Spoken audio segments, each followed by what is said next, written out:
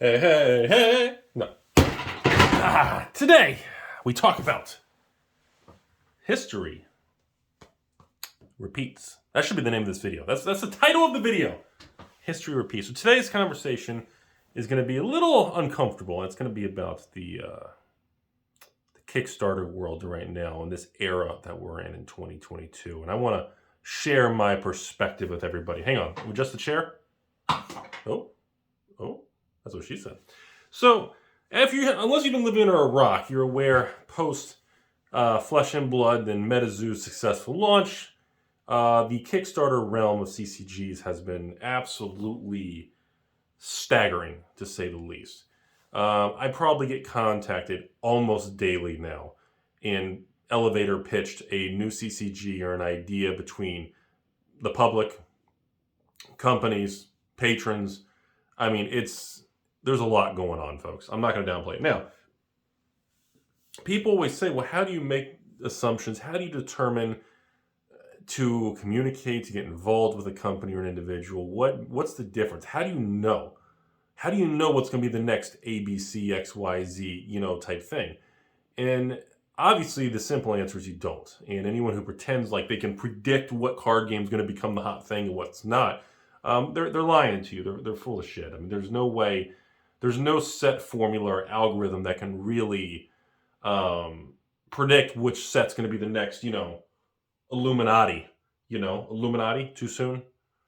That's a crazy game. You should Google Illuminati card game. The history of that thing is nuts. Surprised no one's tried to buy the rights and bring it back.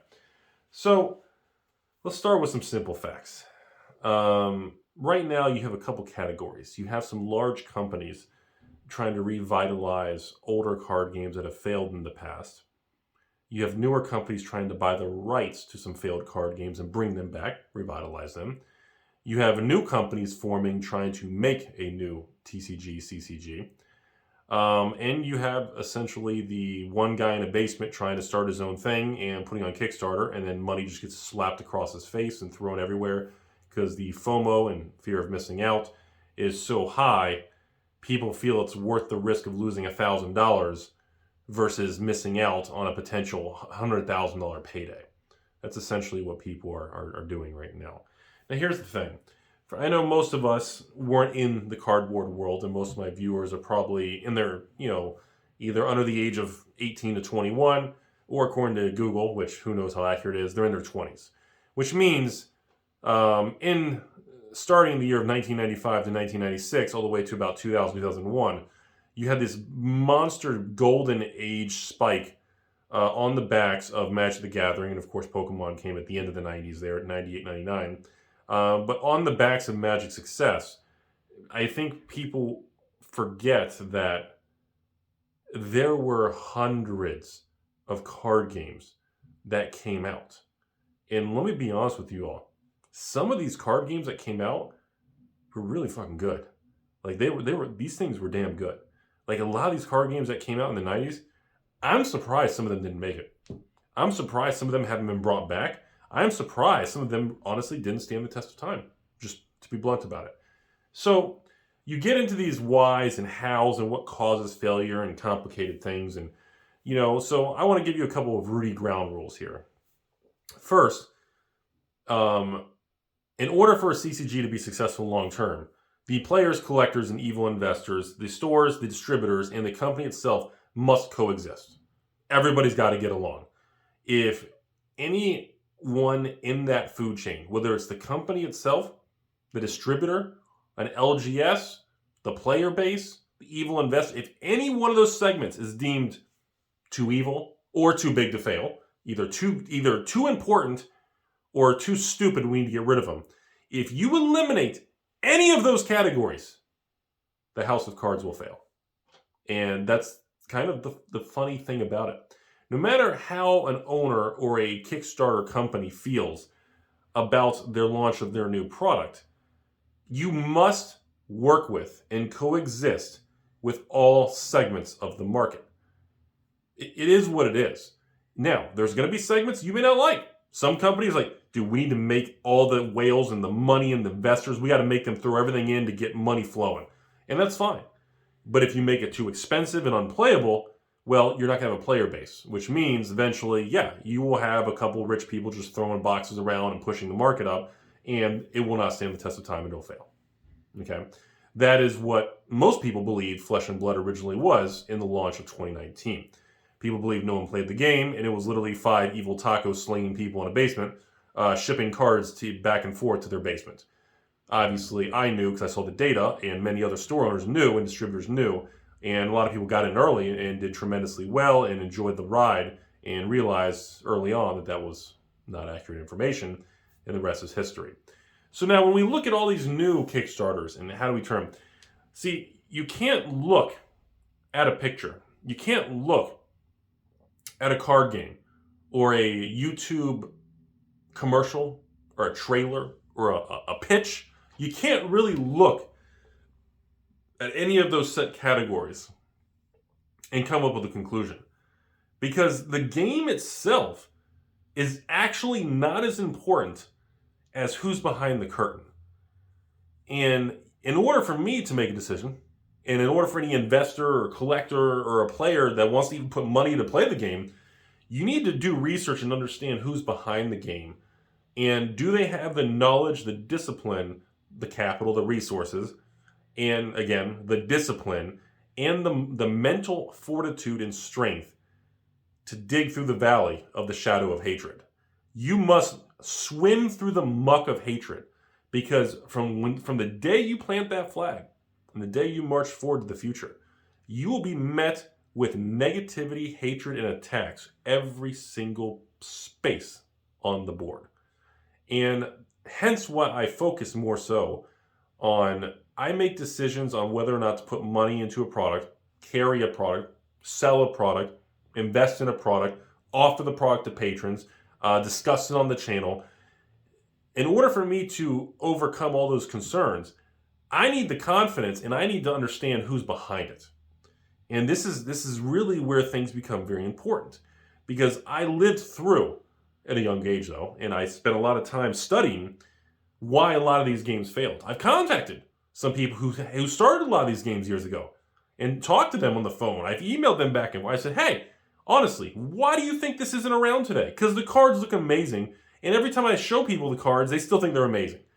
And usually the answers are pretty consistent. Usually the answers are the card game failed because we didn't have the resources, we ran out of money. B, it wasn't a good time. We executed in a market that wasn't friendly to startups. Or we executed and brought to market a product in a market that was already flooded and diluted with so much cardboard, we didn't stand a chance on market share. Okay? Or, simply put, we couldn't get the game out there. And that leads me to the next part of this video. The biggest number one difference between the 90s and all the companies that failed on CCGs and today we have the internet social media revolution. We have influencers. You have evil taco slinging Rudies on the internet. You have these large presence of major content creators and internet people that can discuss things, essentially. In other words, people talk about it and people learn about it from their cell phones. It is what it is.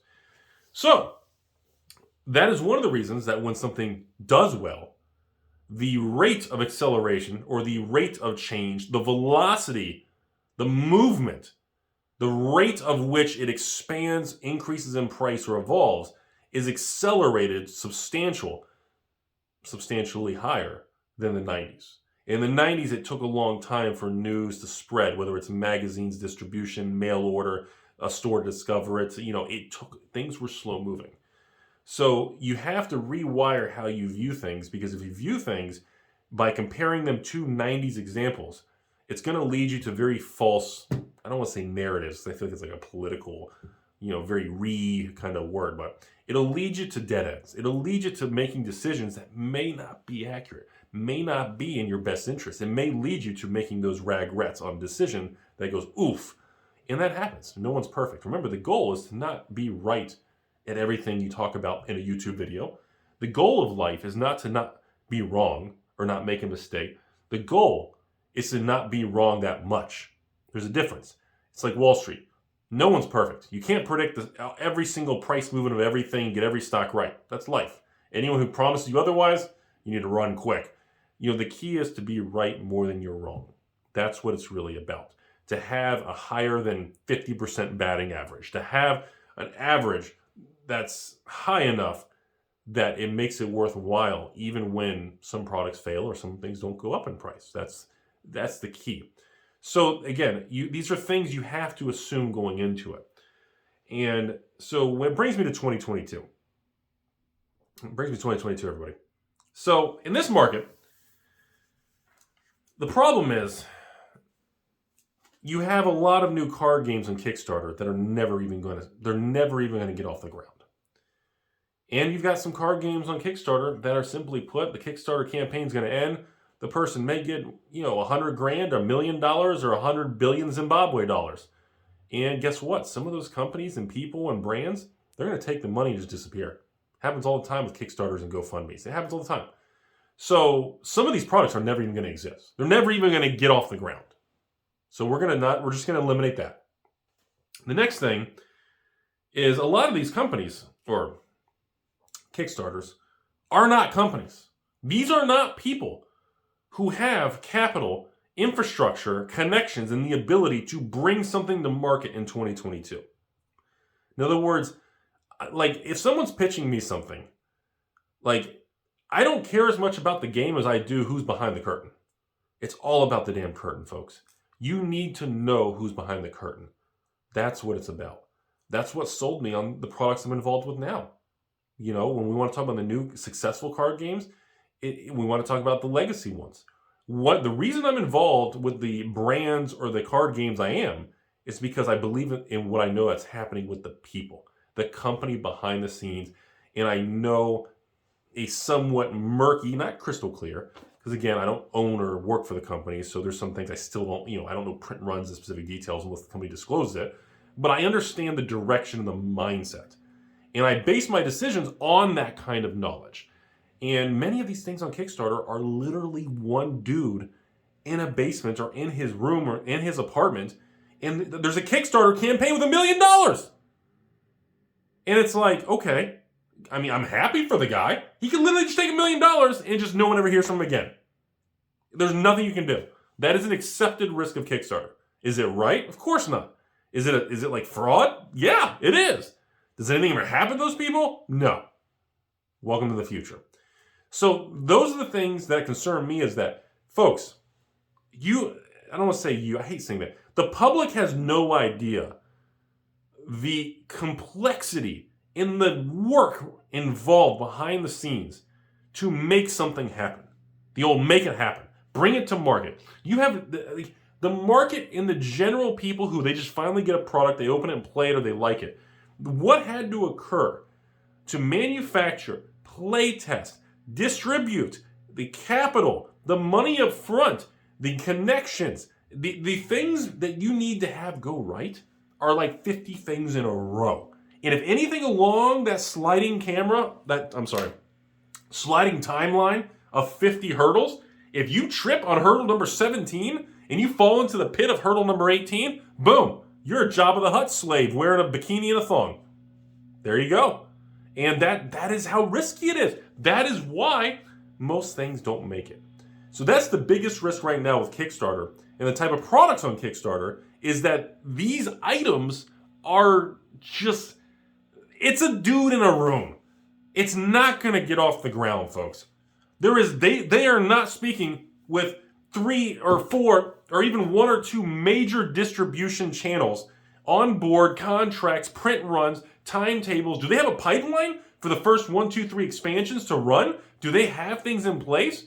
And I'm sorry, I'm going to be blunt about it. If you don't have at least multiple influencers or people on some sort of social media or YouTube, and I'm not saying like just, you have to have Rudy to make it. I'm just saying in general, I'm not saying it's optional. You must have YouTube presence in 2022 to bring a new product to market. I'm not suggesting a new company has Instagram or a hot chick or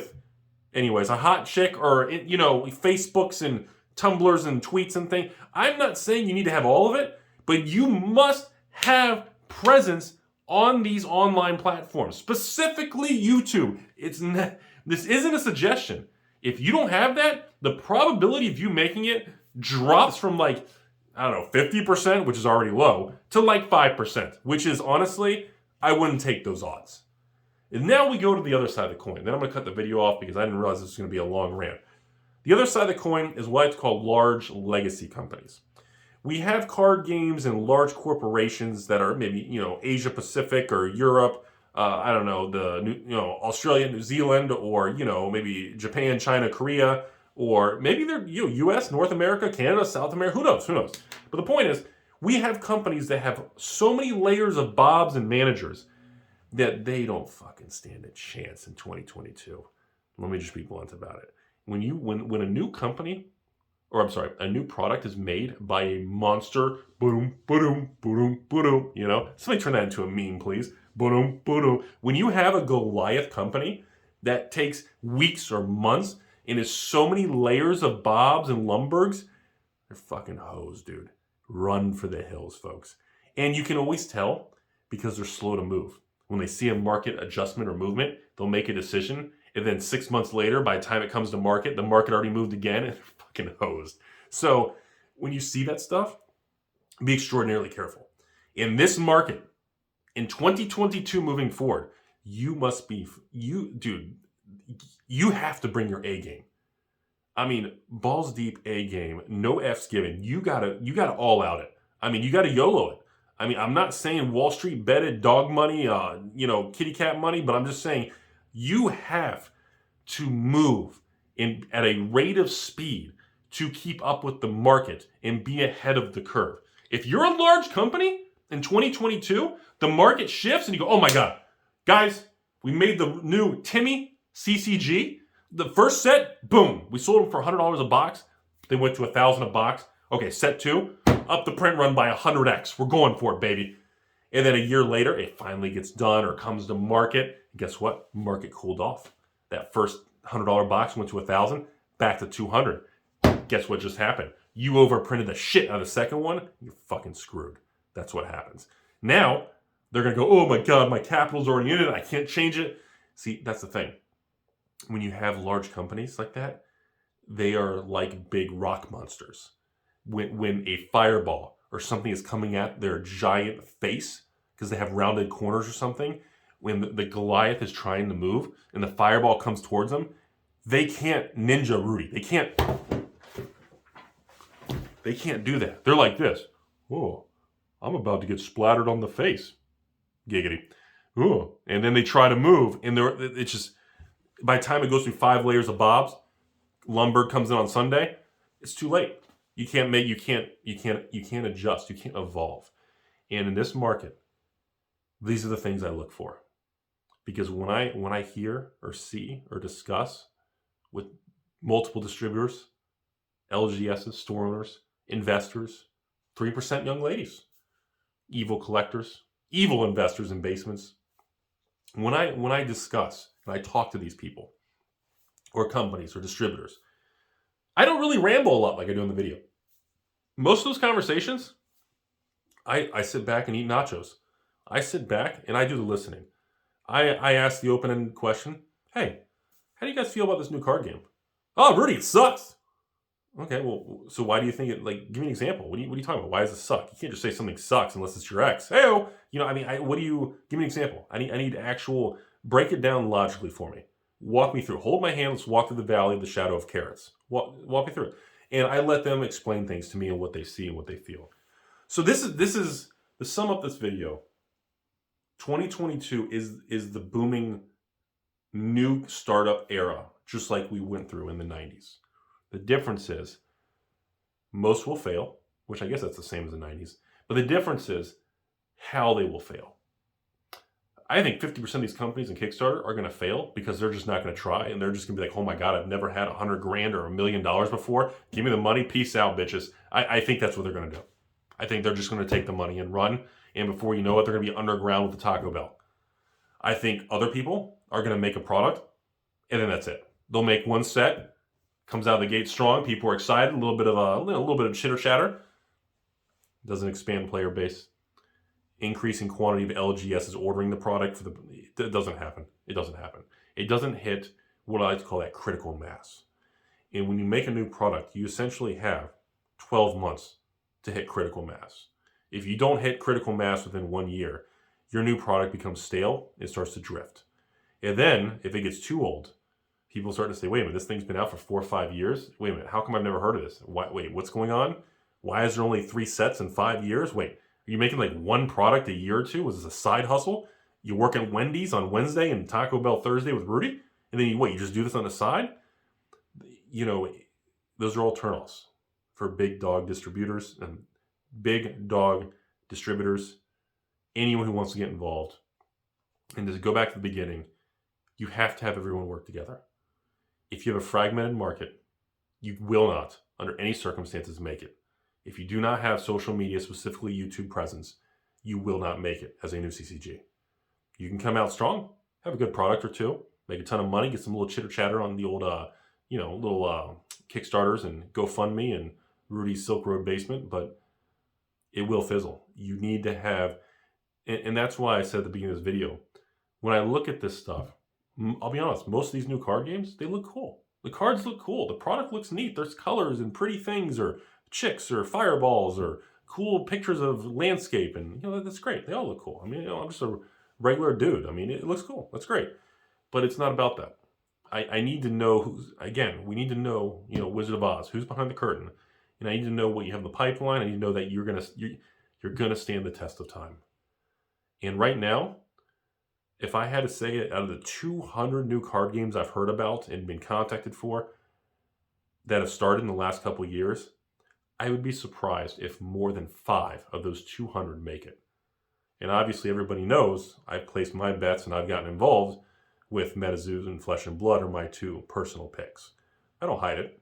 I'm not going to try to BS anybody. I love those 2 products and I love those 2 companies, and I think the people behind them, they're both crazy in their own way, but I think they can pull it off. And they are so obsessed, all in, make it no matter what attitude. I think they can stand the test of time. Obviously, Flesh and Blood's now 2019, 2020. Wow, are we really on 3? 4th year now? Oh my God. I still feel like Flesh and Blood came out like last year. I'm like, oh my God, time flies, folks. So that's it. That's my conversation. End the video. Viewer discretion is advised. Remember something. If you're putting something in, you're investing in something because you want to make 10x or 100x your money, that means it can go to 0. Anything that has upside potential that extreme, or what they call a beta of 10 to 1, or a ratio of some sort of extreme, it's like buying a 10x leverage fund. When you have that much upside potential, that means your downside potential is equal. And I'm not a fan of that kind of thing. I don't like investing in that kind of thing. And an individual or a company would really have to prove that they have what it takes to stand the test of time to get me to even want to commit or discuss it. Because in this market, everyone can make a flashy card, everyone can print something, but you need to prove that you've got what it takes. And guess what? You know what the really shitty thing is? 99% of all of us, we don't have what it takes. That's the real world. Unfortunately, everybody getting a participation trophy is just a nice way of saying 99% of us don't have what it takes. And that's the real world, and that's the reality of everything. So hope you all learned something today. Think about it. Just use caution. I don't know. Still a beautiful world out there, though. Don't lose sight of that. Here's a picture of my crotch.